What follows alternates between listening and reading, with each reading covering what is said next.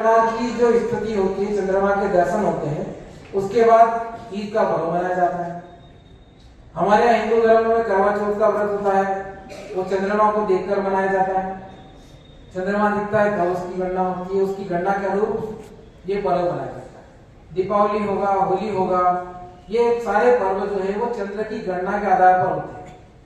और हम लोग जानते हैं कि चंद्रमा जो है एक महीने में 28 दिन और कुछ घंटों में अपनी परिक्रमा पूरी कर लेता है।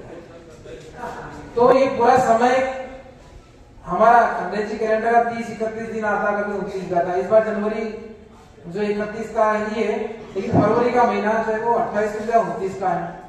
अंग्रेजी कैलेंडर में हम 6 घंटे बढ़ाकर चौथे साल लीप ईयर बनाकर 29 फरवरी दे देते हैं, लेकिन अभी भी गणना पूरी नहीं हो पाती। इसलिए किसी ने कहा मकर संक्रांति पहले 14 को मनाते थे। हम जो जन्म हुआ था हम देखते थे कि 14 जनवरी में संक्रांत बनती है, लेकिन पिछले 8-10 सालों से कभी 14, कभी 15, कभी 14, कभी 15 को मन रही है।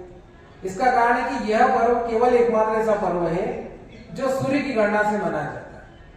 और जब इसका इतिहास पढ़ते हैं तो हम पता लगाते हैं कभी कभी 28 दिसंबर को आता था, फिर 29 को आया, फिर 30, 31 और धीरे धीरे बढ़ते बढ़ते 15 जनवरी तक जाने लगा है।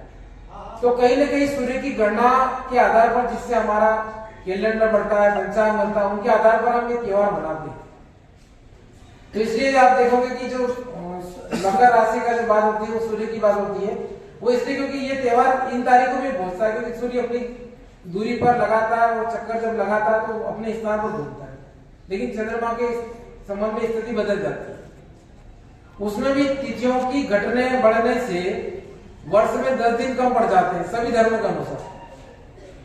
तो इस्लाम धर्म में ऐसी कोई व्यवस्था नहीं है कि उस टूटी हुई तिथि या कम की जा सके, लेकिन हिंदू धर्म में इस व्यवस्था को बनाए रखने के लिए, चूंकि प्राकृतिक अवस्था को साथ में जोड़ा गया, प्रकृति से जुड़ा हुआ है ये धर्म, तो इसमें हर 2.5 महीने बाद, मतलब 30 महीने के जो अंग्रेजी कैलेंडर होता है, उसके बाद 30 दिन लगभग घट जाते हैं और एक नया महीना 30 दिन का बन जाता है, जिसे हम लोग अधिक मास, मल मास कहते हैं।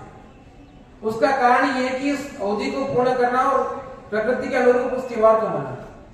तो आपकी जानकारी में ये होना चाहिए कि बाकी सभी पर्व जो है हम चंद्र गणना के आधार पर मनाते हैं, लेकिन केवल मकर संक्रांति का जो पर्व है वो हम सूर्य की गणना को आधार बनाकर मनाते हैं। अर्थात जितने भी पर्व त्योहार है उनका से संबंध है, प्रकृति से जुड़े हुए हैं। बिना प्रकृति का कोई काम हमारे धर्म में भी नहीं बताया गया है, किसी धर्म में नहीं बताया गया है, और हम उसको अपनाते भी नहीं है। शीत ऋतु होगी तो हम लोग ठंडे दिनों में गर्म वस्त्र पहन लेते हैं, और गर्मी के दिनों में हम हल्के कपड़े पहनते हैं जिसमें गर्मी नहीं लगे। क्यों? क्योंकि प्रकृति की स्थिति उसकी हमारे अनुकूल होना चाहिए। तो आज के लिए आपके ये ज्ञान बड़ा उपयोगी रहेगा कि सबसे महत्वपूर्ण जानकारी याद रखें हम लोग कि सभी पर्व हम चंद्र गणना से मनाते हैं, लेकिन ये मकर संक्रांति का पर्व जो है वो हम सूर्य की गणना के आधार पर बनाते हैं। सूर्य जो भ्रमण करता है उसके अनुरूप इसको हम बनाते हैं। धन्यवाद। प्रारंभ हो रहे भरने, उसके बारे में भी चर्चा करें। तो इस प्रकार के वीडियो देखने के लिए चैनल को सब्सक्राइब करें, लाइक करें और शेयर करें। बेल आइकन को टैप करें, जिससे आपको आने वाले वीडियो का नोटिफिकेशन जल्दी प्राप्त हो सके। धन्यवाद। मैं संस्कृत गुरु दिनेश दास बैरागी, यूट्यूब के सभी दर्शक